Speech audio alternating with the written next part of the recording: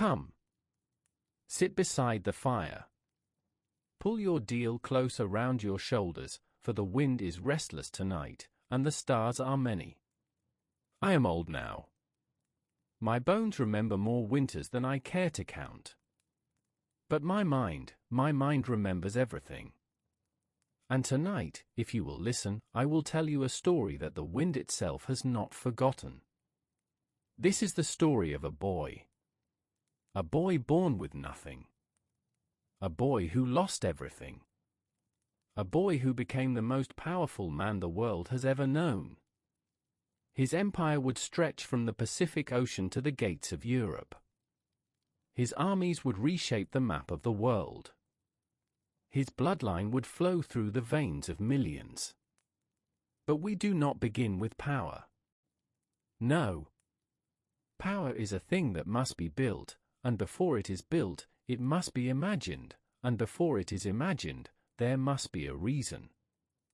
A wound. A hunger. A fire lit in the dark. We begin with the grass. We begin with the sky. We begin with a mother's cry and a father's prayer and a fist so small it could barely hold a stone. We begin at the beginning. In the year that the Western calendar would call 1162, though we did not count our years that way, a child was born on the banks of the Onan River, in the shadow of a sacred mountain called Burkhan Khaldan. The Onan is a quiet river. Not wide. Not fierce. It moves through the land the way an old man walks, slowly, patiently, knowing there is nowhere it needs to be in a hurry. The water is clear and cold, fed by snowmelt from the Kentii Mountains, and in the spring, the banks bloom with wildflowers so thick you can smell them before you see them. Deer come down to drink at dawn. Eagles circle above, riding the warm air that rises from the valley floor. It was here, in this quiet, beautiful, unforgiving place, that a child came screaming into the world. The mountain watched. Even then, even before anyone knew what this child would become, the mountain watched. The rivers listened. The sky, that great eternal blue sky that we call Toghrul, looked down upon the earth and took notice. His mother's name was Holan. Holan was a strong woman. Stronger than most men I have known, and I have known many. She came from the Alkanad tribe, and she had been married to a man of the Merkit people. But one day, while she was traveling with her husband across the open steppe, a young chieftain saw her. He saw her face. He saw the way she sat in the cart, straight-backed and proud. And he decided that she would be his wife. His name was Yesagay. He was the leader of a small clan called the Tayichi'ud, part of the larger Boorchu tribe. He was not a patient man. He rode back to his camp, gathered his brothers, and they chased down Holan's husband, who fled on a fast horse, leaving his wife behind. That was the way of things in those days. Women were taken. Alliances were made and broken by the strength of a man's arm and the speed of his horse. It was brutal. It was common. And Holan, though she wept so hard that the histories say her cries echoed off the hills, eventually accepted her fate, as the steppe demanded. She would prove to be the most important person in this story. Not the boy. Not the conqueror. The mother. Remember that. Yesagay was a chieftain, but not a great one. Not a Khan. Not a ruler of nations. He had perhaps a few hundred followers. Enough to survive. Enough to raid when times were lean. Enough to defend against smaller enemies, though not enough to challenge the larger tribes that roamed the great grass sea. The Tartars to the east were stronger. The Merkits to the north were stronger. The Naimans to the west were stronger. Yesagay lived in the spaces between these powers, doing what smaller men have always done. He survived. On the day of his son's birth, Yesigey had been away fighting. He had ridden east to raid the Tartars, a rival people with whom the Boorchu had feuded for generations. Blood had been spilled between these two peoples so many times that no one could remember who struck first. It did not matter. The hatred was old and deep and passed down from father to son like an heirloom. On that particular raid, Yesigey had captured a Tartar warrior of some importance. A man whose name was Tayichi'ud. When Yesigey returned to his camp and found his wife holding a newborn son, red-faced and screaming and very much alive, he held the boy up and gave him a name. He named him after his captured enemy. He named him Tayichi'ud. It was a name of conquest. A name that said, "I have won today. Remember it." And the world would remember. Oh, how the world would remember. But there was something else. Something the old women whispered about when they thought no one was listening. When the child was born, he came into the world clutching something in his tiny right fist. His fingers were curled so tightly that Holen had to pry them open, one by one, gently, the way you would open the petals of a flower that has not yet decided to bloom. And there, in the center of his palm, was a blood clot. Dark and solid, the size of a knucklebone. The old women gasped. They looked at one another with wide eyes. A blood clot in the hand of a newborn. It was an omen. A sign from the eternal blue sky. Some said it meant the boy would be a great warrior.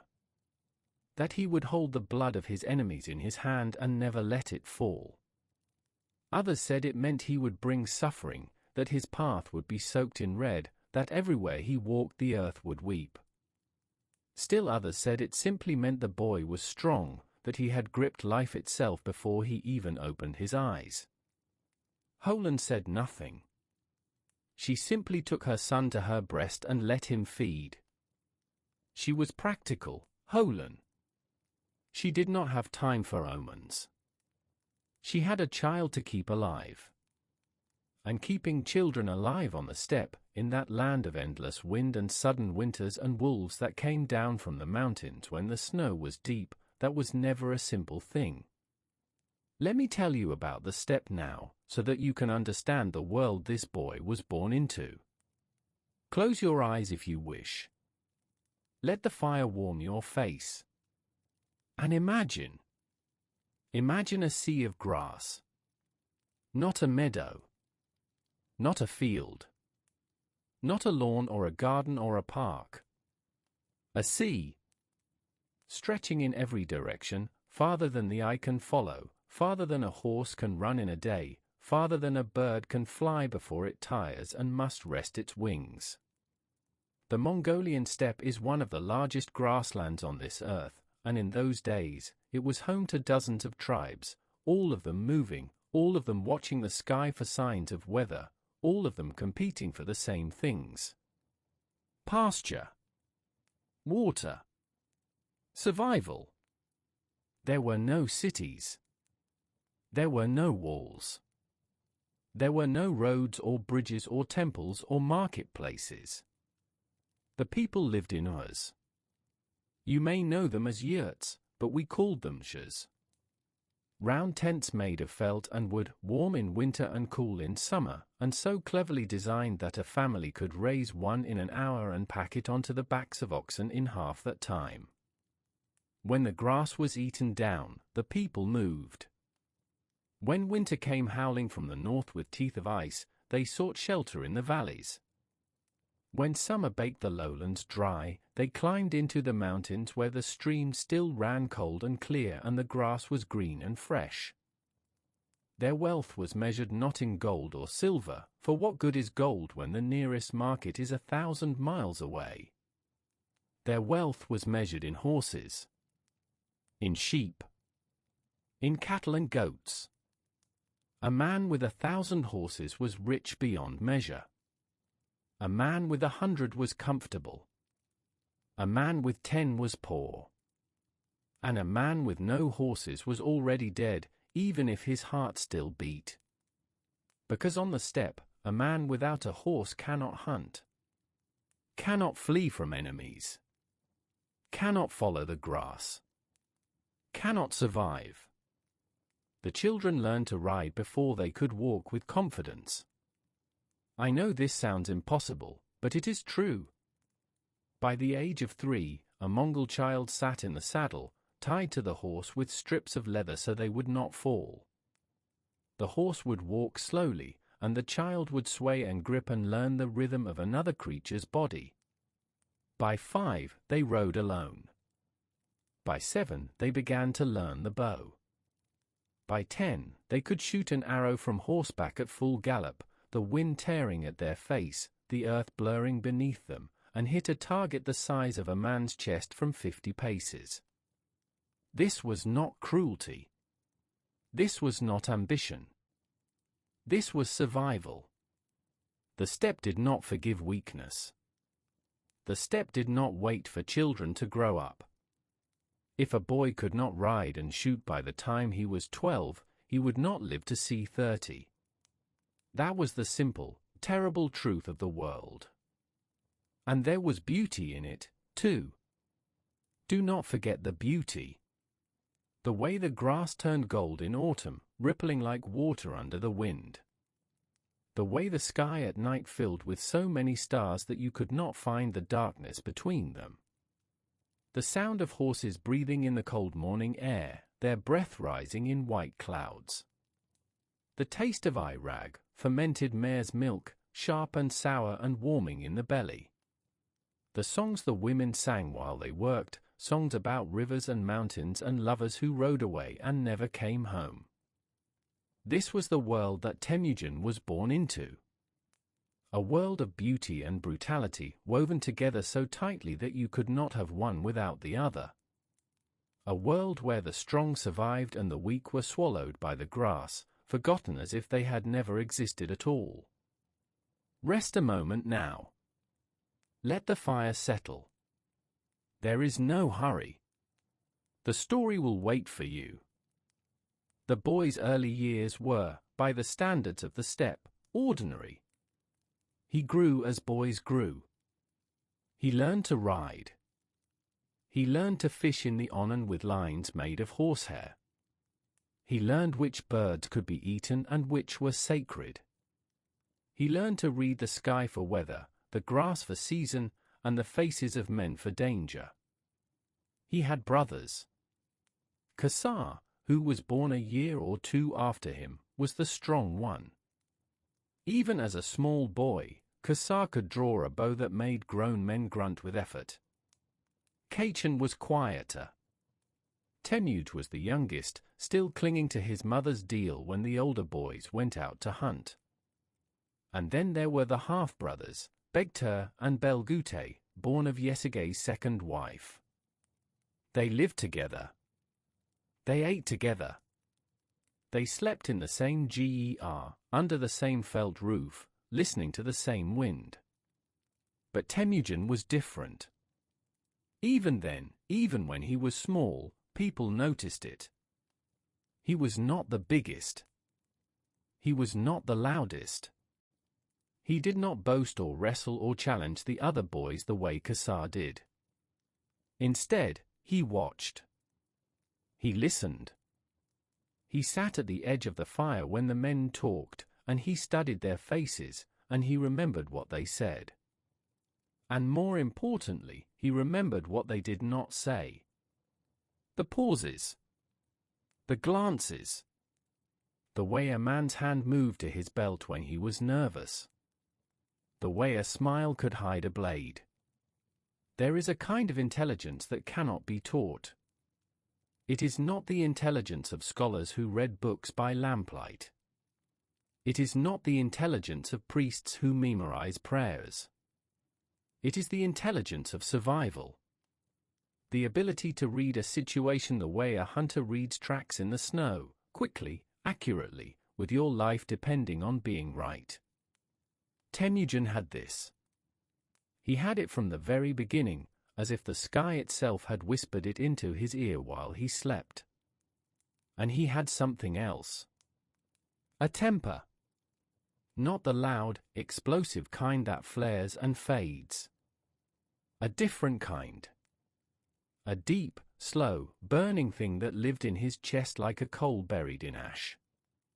When he was wronged, he did not shout. He did not strike. He went quiet. And he remembered. He stored every slight, every insult, every moment of helplessness in a place deep inside himself where it would harden over time into something cold and patient and very, very dangerous. These qualities, the watching, the patience, the cold fire, would one day make him the most feared man alive. But for now, he was just a boy. A boy who played on the riverbanks and chased marmots through the tall grass and fell asleep to the sound of his mother singing softly in the dim orange light of the GER. When Temujin was perhaps 8 or 9 years old, his father decided it was time to find the boy a wife. This may seem strange to you. A wife for a child who had barely lost his milk teeth. But on the steppe, marriage was not about love. Not at that age. Marriage was alliance. It was a rope woven between two families, binding them together so that when the storms came, neither would be blown away alone. A good marriage could mean the difference between a clan that endured for generations and one that scattered to the winds before the first real test. Yesige took his son and rode east, away from the Onan River, across several days of open grassland, toward the territory of the Ongirat tribe. The Ongirat were known for something unusual among the steppe peoples. They did not fight as fiercely as the other tribes. Instead, they survived through marriage. They raised daughters of such beauty and such strength that the most powerful clans in Mongolia sought them as brides. The Ongirat traded not in horses or weapons, but in alliances sealed by blood and family. Along the way, father and son stopped to rest at the camp of a man named Tayichi'ud of the Kongirad people. He was a welcoming man, generous with his food and his fire, and he looked at the boy Temujin with curious eyes. And Tayichi'ud had a daughter. Her name was Börte. She was a year or perhaps 2 older than Temujin. The histories do not describe her face in detail, because the historians were men, and men in those days did not waste ink on the appearances of women. But they tell us she was strong. They tell us she was bright. They tell us she carried herself with the quiet confidence of a girl who knew exactly who she was and did not need anyone else to tell her. Temujin looked at her, and something settled inside him. Like a stone dropping into still water. I do not know what a boy of 8 or 9 understands about love. Perhaps nothing. Perhaps everything. But from that moment, the histories are clear. Temujin wanted no other wife. Not then. Not ever. And in the end, despite everything that would happen, the wars, the conquests, the empires, the other women who would come later as was the custom of powerful men, Börte remained first. Always first. She was his counsel. His anchor. The one person in the world he trusted completely. Tayichi'ud agreed to the match. He saw something in the boy's strange pale eyes, something that made him think this child would become more than the son of a minor chieftain. Temujin would stay with Börte's family for a time, as was the custom. He would learn their ways. He would grow. And the bond between the families would strengthen like a rope pulled taut. Yesige embraced his son. He climbed onto his horse. And he began the long ride home. He never made it. On the road back to his own lands, Yesige came upon a camp of Tartars. He knew them. They knew him. The hatred between the Boorchu and the Tartars was older than any man alive, a blood feud that had claimed lives on both sides for longer than anyone could remember. But on the steppe, there were rules. Even between enemies, there were rules. And the most sacred of all was hospitality. If a traveler came to your fire, you fed him. You gave him drink. You let him rest. To refuse was a grave insult. To poison a guest was among the worst sins imaginable. It violated the laws of the sky itself. The Tartars invited Yesigay to eat with them. And Yesigay, bound by the codes that governed life on the steppe, accepted. He dismounted. He sat among men who hated him. He ate their food. He drank their irag. And the food was poisoned. He knew it almost immediately. The fire in his belly was the wrong kind of fire, sharp and twisting, like a snake coiling inside him. He stood. He mounted his horse. And he rode as hard as his failing body would allow, pushing west toward his own camp, his own people, his own family. But the poison was already in his blood. It moved through him like ink through water, darkening everything it touched. By the time he reached his camp, he could barely sit upright. His men carried him into his ger. They laid him on felt blankets. They brought him water. They brought healers. But there was nothing to be done. He sent a messenger for Tayichi'ud. "Ride fast," he said. "Bring my son home." But the boy was days away, living with Börte's family, and the messenger rode as hard as he could, and Tayichi'ud rode back as fast as a boy on a borrowed horse could ride, but it was not fast enough. Yesigay was dead. And with his death, the world Tayichi'ud had known, small and imperfect as it was, collapsed. Because on the steppe, loyalty was given to the strong. Not to bloodlines. Not to names. Not to the memory of a dead man, no matter how brave he had been. Yesigay's followers had followed him because he was Yesigay. Because he was alive and strong and could protect them and feed them and lead them to good pasture. His son was a boy. A child of 9 or 10 years. What could a child offer? What protection? What leadership? What future? One by one, the families that had ridden with Yesigay packed their jars. They loaded their carts.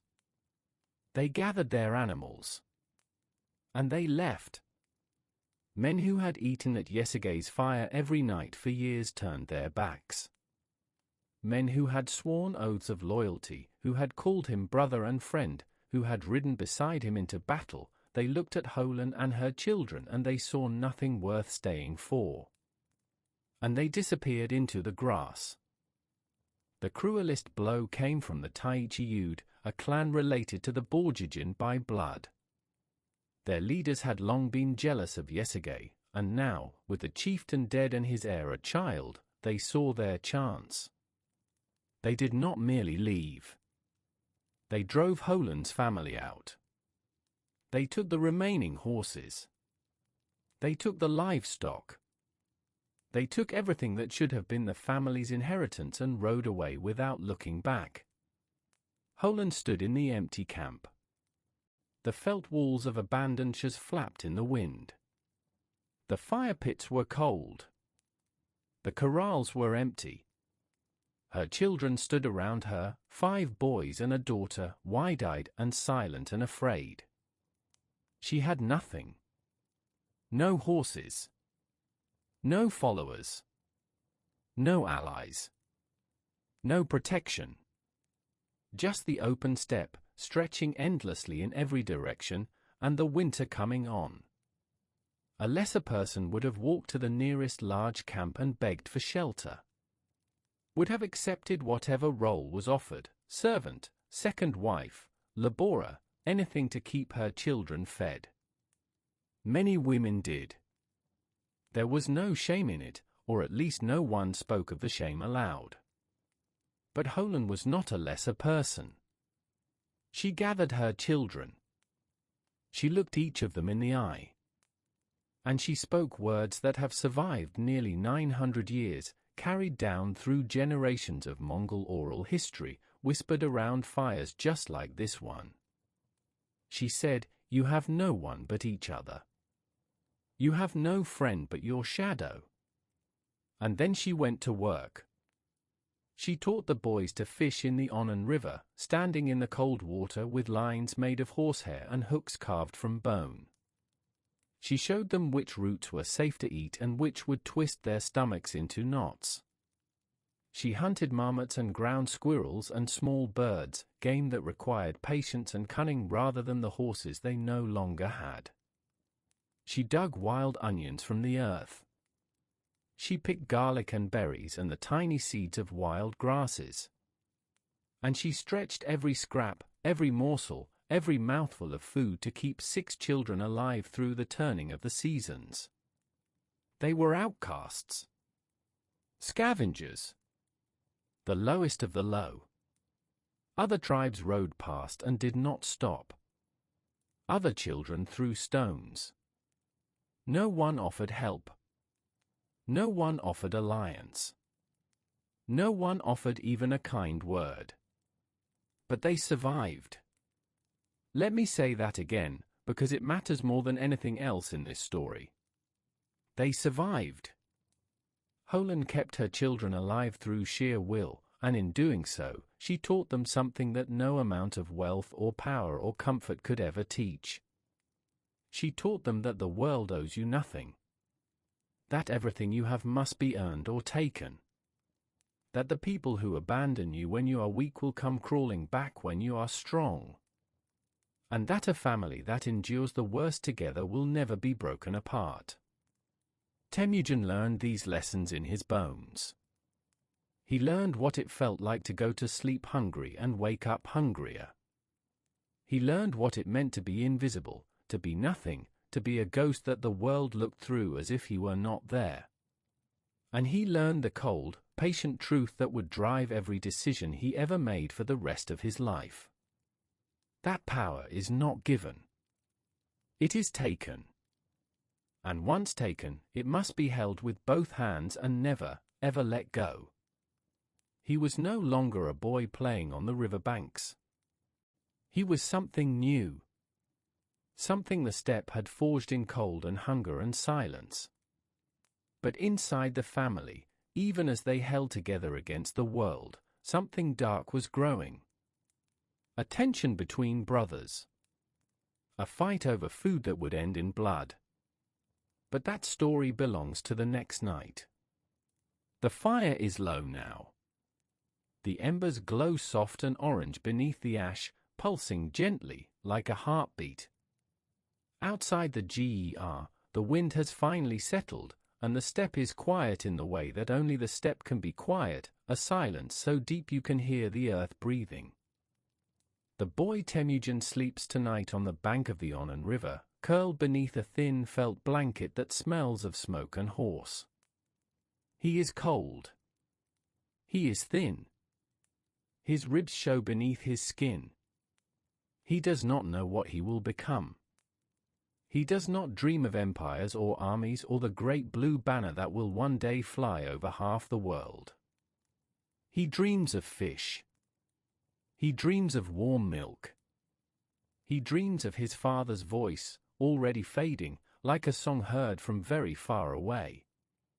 Tomorrow he will wake, and he will find food, and he will keep his brothers alive for one more day. That is all. That is enough.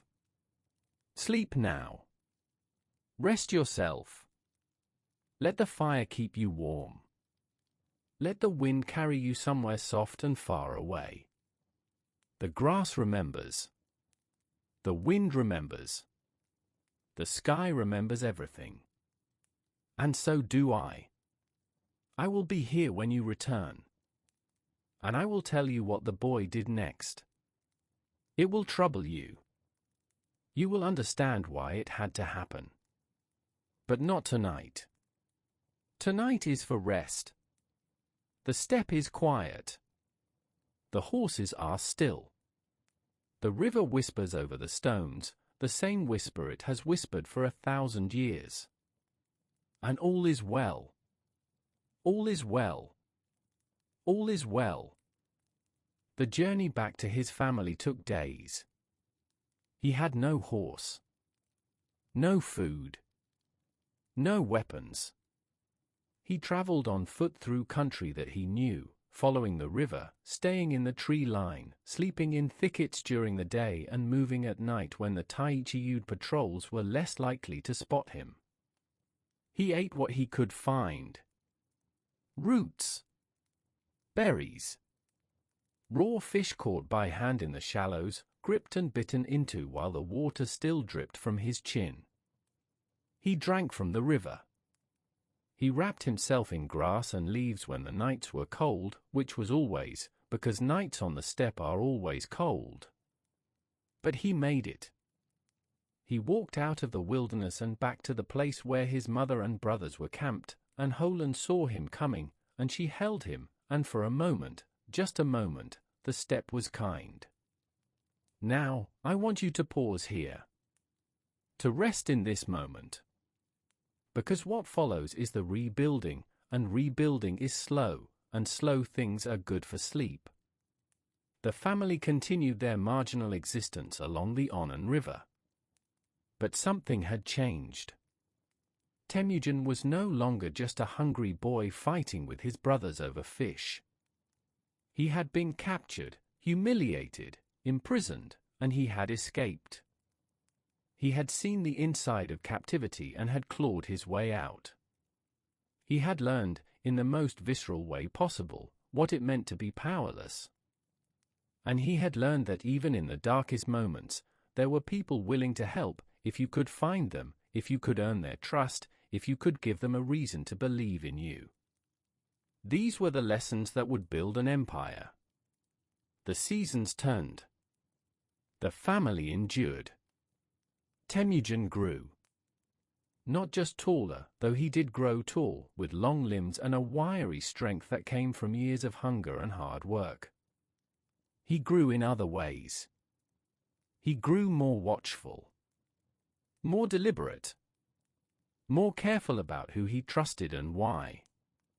He began to think not just about surviving the next day, but about surviving the next year, the next decade, the next lifetime.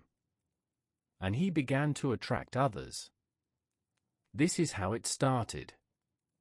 Not with armies. Not with battles. Not with declarations of war or claims to thrones.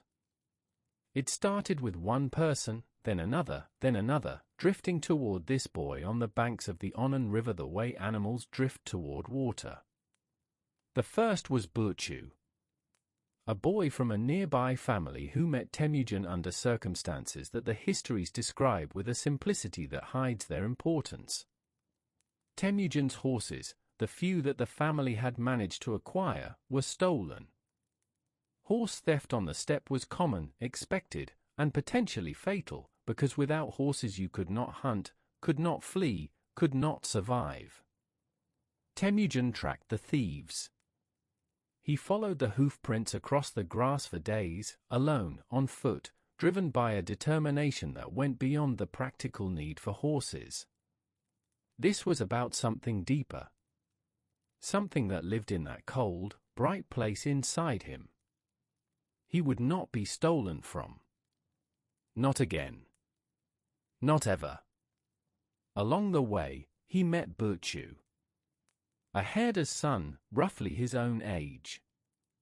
Boorchu saw this strange, intense boy tracking stolen horses alone across the steppe, and something in him responded. He offered to help. He did not ask for payment. He did not ask for anything.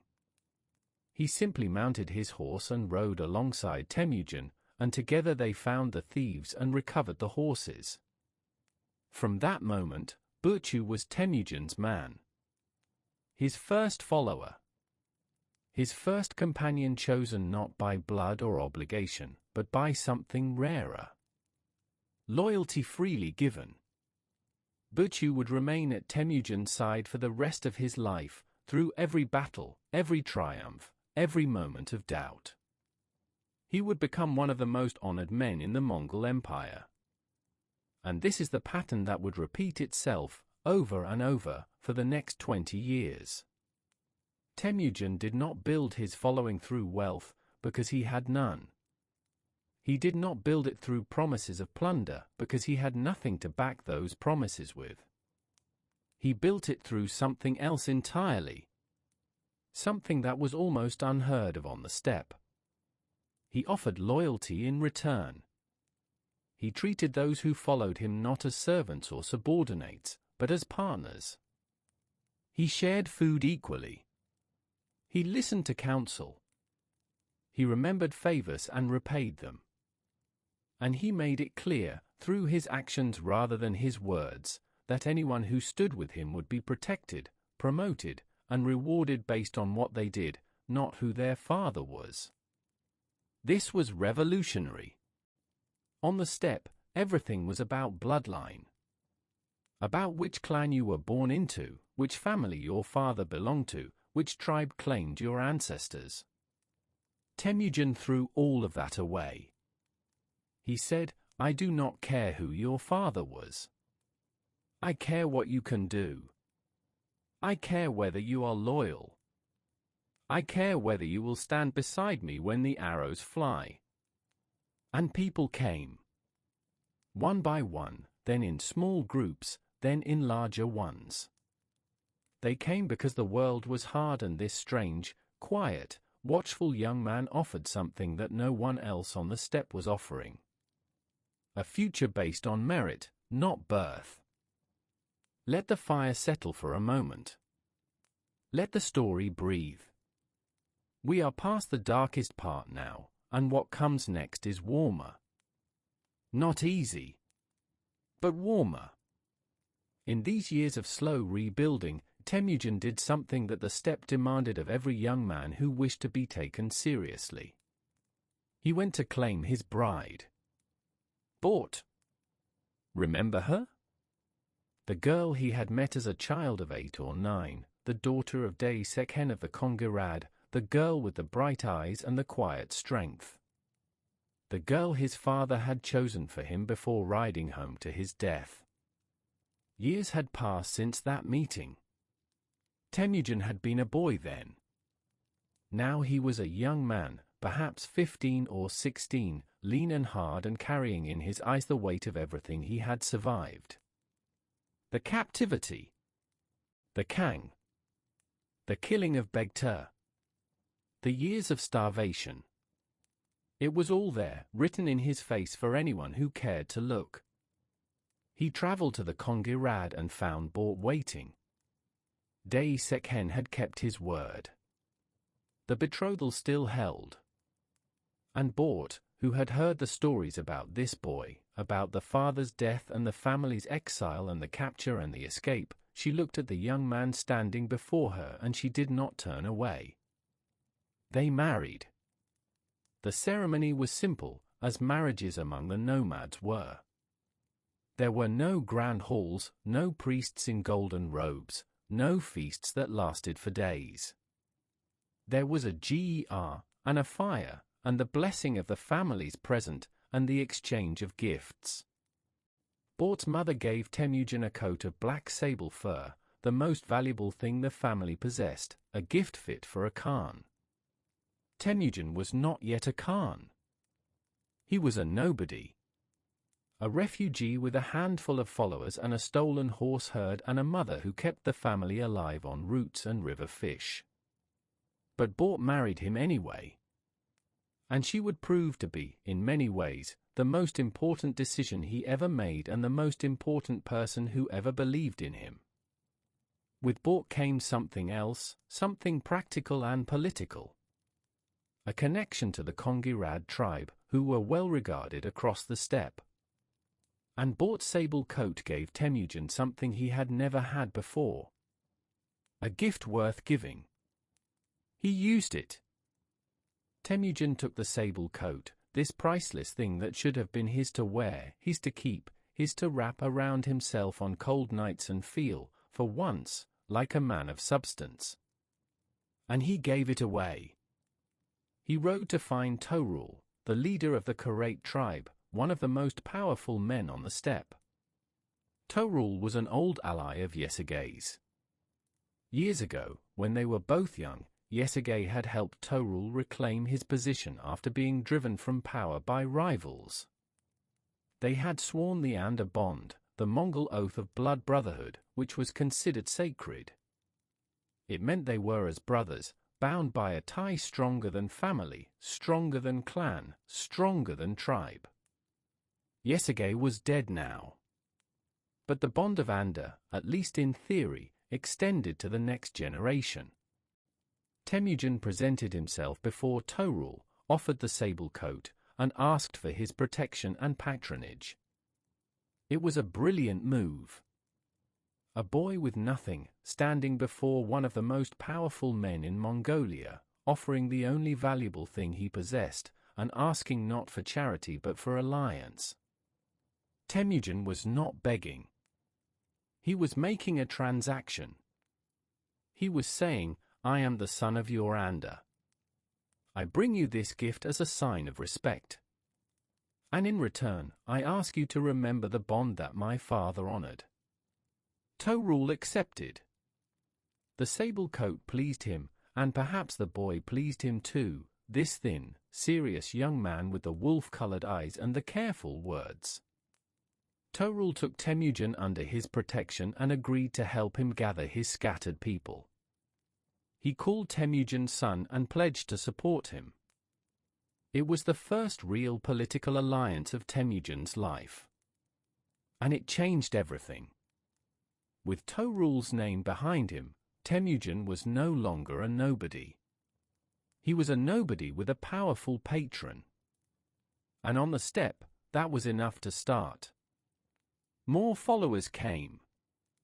Men who had known Yesagei.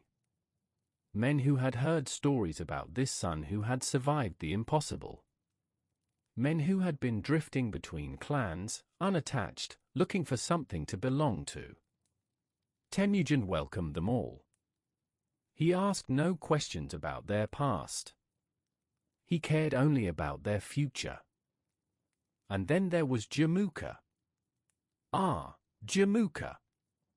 If this story has a shadow, a dark mirror, a path not taken, it is Jamukha. To understand Temujin, you must understand Jamukha. To understand the man who conquered the world, you must understand the man who almost did. Temujin and Jamukha had met as children, years before, when both were boys. They had sworn the Anda bond themselves, exchanging knucklebones, which were the toys and treasures of steppe children. It was a boy's oath, made in the way that boys make oaths, with absolute sincerity and no understanding of what it would cost. Now they were young men, and they found each other again. Jamukha was charismatic, clever, well-connected. Where Temujin was quiet and watchful, Jamukha was bold and charming. Where Temujin drew people through loyalty and shared hardship, Jamukha drew them through personality and promise. They were two sides of the same coin, two young men burning with ambition on a steppe that was too small for both of them. But they did not know that yet. For now, they were Anda. Blood brothers. They rode together, camped together, shared meals and plans and dreams. The histories say they exchanged gifts and renewed their boyhood oath with the solemnity of men who meant every word. For a time, perhaps a year, perhaps two, they were inseparable. Their combined followers formed a sizable camp. Together they were stronger than either was alone. And together they attracted even more people, because on the steppe, strength attracted strength the way a fire attracts travelers in the dark. But there was a crack. A fundamental difference in how they saw the world, and it would grow, slowly, inevitably, until it split them apart and set them at each other's throats. Jamukha believed in the old ways. The aristocracy of blood. The natural order of noble clans above common ones, of highborn above lowborn, of those who were destined to rule above those who were destined to serve. Temujin believed in something else. Something he had learned in the years of hunger by the river, in the cangue of the Tayichi'ud, in the faces of the people who had abandoned his family and the faces of the people who had helped him. He believed that loyalty mattered more than lineage. That a brave commoner was worth more than a cowardly prince. That the world should belong to those who earned it, not those who inherited it. These two ideas could not live in the same camp forever. But for now, they coexisted. The storm was still gathering. That storm belongs to the next episode. But first, there is one more thing I must tell you tonight. The bond between Temujin and Jamukha was still new when disaster struck. The Merkits came. Remember the Merkits?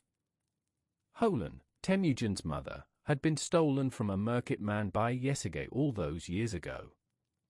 The Merkits had never forgotten. They had never forgiven. They had been waiting, patiently, the way the steppe teaches all its people to wait, for the right moment to take their revenge. And now, with Temujin just beginning to rebuild, just beginning to attract followers, just beginning to believe that the worst was behind him, the Merkits rode in. They came at dawn, when the camp was sleeping. The thunder of their horses woke Temujin, and he knew instantly what it was. Not a storm. Not a herd. The rhythm was wrong. Too fast. Too deliberate. The rhythm of men riding with purpose. Temujin ran. I tell you this plainly. He ran. He grabbed his mother, his brothers, his closest companions, and they fled into the forests along the Börte mountain. There was no time to prepare. No time to fight. No time to think.